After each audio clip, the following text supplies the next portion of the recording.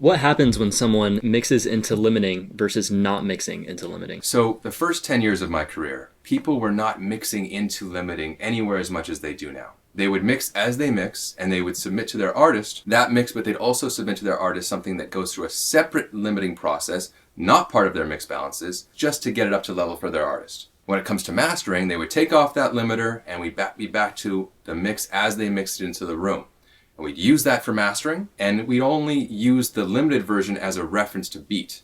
Nowadays, more often than not, people have been mixing into the limiting as part of their mixing process. It's fine to do. A lot of people enjoy doing that, and it gets the results that they're happy with. What we ask, though, is if they remove their limiter, we have that limiter setting, because that limiter setting had to do with everything that they did in the mix room.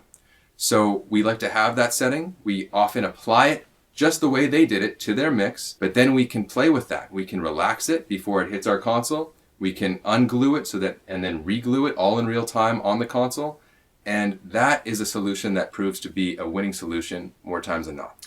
Yeah, and I couldn't say it any better than that. I guess the bottom line, the summary of that is to say that if you are using a plugin to make decisions through, it's important to keep that plugin in check, and if you remove that, the mix will scatter and it'll be different than the intention of the mixer. But if you do that, and we have those settings, we can then replicate that, perhaps slightly tweak it to get a better source. But if that plugin or whatever processing is put on once the mix decisions are made, it's a more valid reason to take it off. So that's in summary of what you're saying, and this is how we approach our daily life.